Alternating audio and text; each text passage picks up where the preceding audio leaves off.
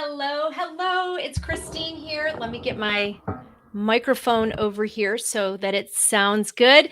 Um, Happy Wednesday, and I'm so excited to be here with you today. The topic today is about resilience, how to be resilient, and the what I want to share with you is the definition of resilience, and I want to share a story with you. Probably share a couple stories of you with about people that have been resilient. I have a couple of clients that have these incredible resilience stories, and I'm sure you do too.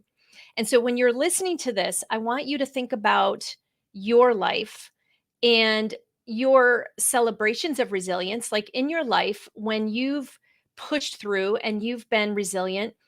And also want you to think about where you are right now, because there may be a situation right now that you don't feel like you feel stuck. And so let me just share. I'm going to give you the traits of a person with resilience. And again, I know that you possess these traits, or you have possessed these traits. And I want to just kind of hear where you are now. So, this is the definition. This is what the meaning of being resilient is. And it's resilience is the process and outcome of successfully adapting to difficult or challenging life experiences, especially through mental, emotional, and behavioral flexibility and adjustment to external and internal demands. I mean, that's pretty intense, right? Ultimately, it means that you're able to recover from difficult situations. And, there's so much research about this topic. And I just became immersed in it. And I've actually been listening to a book called The Goal. And that's had a story about resilience. But just to share with you, I've got a client right now that I'm working with, and she is incredible. She has always been a achiever. She is currently the president of a company, and she reached out to me because she just felt really stuck, and it's not in her nature. However, she's had a lot of different challenges that have happened over the last several years. She lost her husband. She's raising her child by herself. She's currently living with her parents because when all this stuff happened with her husband, she moved in with her parents. The company that she's the president for was acquired, and there's just all sorts of things going on there. And she reached out to me because she just felt stuck. And so she is coming through, and it's so amazing for me as a coach when I work with people, and I work with people all the time that are doing amazing things, having difficult situations. As a coach, I'm leadership executive life coach combination. And it's so fun for me because I've had to suffer through a lot of things in my own life and come through them and come out the other side. And so there's so many lessons that you learn when that happens. But here are some of the characteristics of a resilient person. And I know that you're going to relate to some of these. So the first one is you hold yourself accountable. Resilient people don't blame others or outside forces for their problems. Be empowered. And so this person, we'll call her Jane, she recognizes that so many people, when I talk to them about imagining their future, like in a year, what I will ask people is, in a year, if I were to talk to you, what would your life look like? If you could have your ideal life, I want you to flash forward 1 year and tell me what your life looks like, your ideal life. And when I ask people that question, it's really interesting because it's almost catches people off guard. And a lot of times people can't even think about what their life would look like, their best life. Like they're stumped by that question. I want you to think about it. And so when they kind of process that and share some things with me, and I'll say to them, "Well, what are the obstacles that are keeping you from that life?" And you want to know what people say to me most of the time? I'd say probably 90% of the time, they'll say, "I'm the obstacle. I'm the obstacle that's keeping me from moving forward."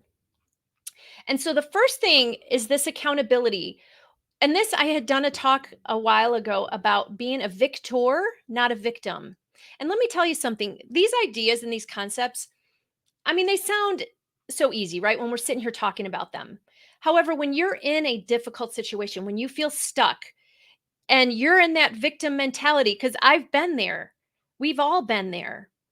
It can be so hard to move forward when we stay the victim.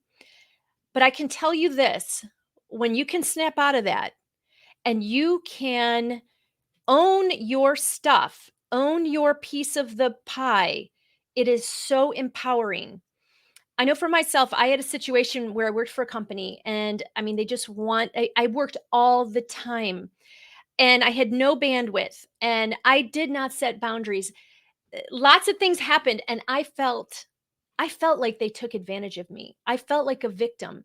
And I'll tell you what, I spent some time being a victim. And I look back, I'm kind of embarrassed about it because I remember some of the things I would say. It was when I came through that and I said, "You know what? I've got to own my piece of the pie here." Nobody put a gun to my head.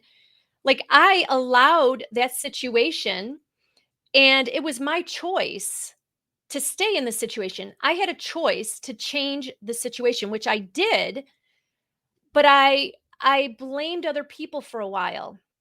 And it was like when I had that the second one you see here, self-awareness, and this is intentional thoughts, shifting your thoughts out of that. When I had that self-awareness that I was being a victim, then I said, "Oh, I'm not a victim. I'm a victor." And so I want you to think about yourself. And so Jane, who I'm working with, she felt stuck, but she is on fire. Like it's like when you own it and you're in a situation, you say to yourself, you know what? I am not going to stay in this situation. I'm going to take charge and I'm going to be empowered to create my future. It is such a different place. And that's where people come to me and it's like I said, it's so awesome. So the third thing is, so first one is holding yourself accountable. Don't You're the victor, not the victim. Second thing is self-awareness. So it's like looking in the mirror, and self-awareness is actually like one of the number one qualities for success, because when you can look in the mirror and have self-awareness about why you do what you do, what's stopping you from moving forward, when you have that self-awareness, then you can change the situation.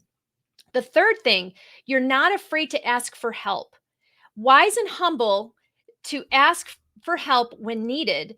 Process challenges will help others. So for you, okay, so when you ask for help, so clients that have come to me, they're stuck. They're realizing that they got to own their stuff and they come and ask for help.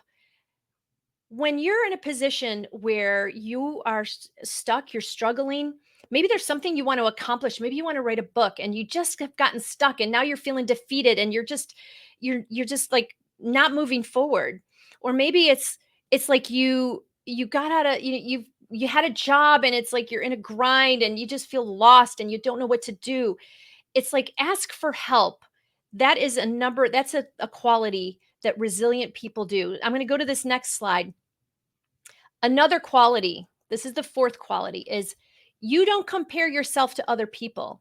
You use your strengths and run your own race. So when you are a resilient person, you don't worry about what other people got going on. You do what's best for you, you do what's best for your family. And it's like, everybody, there's nobody else that I mean, choosing to be who you are, right? So when you compare yourself to other people, it's the thief of joy. And comparison, it's like there's this saying, it's what is it? Celebrate other people's gifts and leverage your gifts. Celebrate other people's gifts and leverage your gifts. So this is like you try to be the best you. And every day it's about that growth mindset of moving forward and being the best that you can be. And don't worry about what other people are doing. The f Okay, so that was the fourth one. The fifth one is you can't plan everything and you're open to plan B and you choose optimism. So if you are feeling stuck, and you're seeking solutions, you're seeking answers to move forward. Maybe it's your health, maybe you're like your physical health, you've just been you've been stuck, right? The COVID 10, 20, 30, whatever it is, it's like you're just feeling like you can't move forward. This is where it's like, okay, you were trying to do keto or you're trying to do something. It's not working. Now let's figure something else out. Get help, find a health coach, choose a different type of activities. Stop beating yourself up. It's like figuring out other avenues to get to the goal. Um I mean, and this can apply in your relationships, financially, spiritually, in your career, work, purpose, whatever it is, hobbies. Maybe you used to run 15 miles a week and now you got to do something else. Maybe you need to swim instead. So it's like not getting stuck in whatever the solution is that you think it should be. So getting a plan B. And then finally, the sixth one is taking care of yourself, which ties into these other things. You cannot pour from an empty cup. When you take care of yourself as a resilient person, what you do is you model that behavior for others. And when you do that, you give other people permission to take care of themselves as well. And overarching with all of this is just faith. For me, it's about having faith in God and knowing that um, I am a child of God and that there is always hope. So I want you to think about these things. Think about in your life where you might be having challenges right now. I want you to celebrate the resilience that you have already experienced, that you've already pushed yourself through with these six tools, these six characteristics.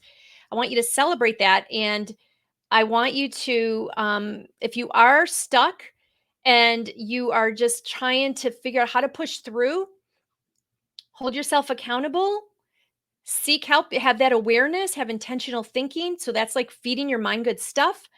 Again, ask for help. Fourth one is only compare yourself to yourself. Figure out a plan B if what you're doing isn't working. And ultimately, all of this is taking care of yourself. And if you are a spiritual person, just knowing that there is always hope. So I hope that these things are helpful for you if you do feel stuck and if you want to get some help. Um, my name again, Christine Roberts, and I am executive leadership life coach.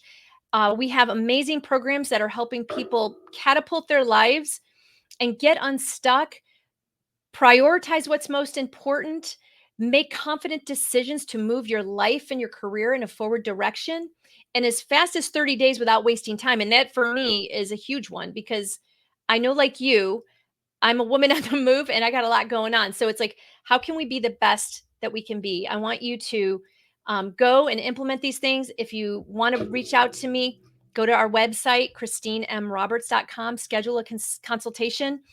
And yeah, and just let me know if there's anything I can do to serve you. Have a great day, and we'll see you next week.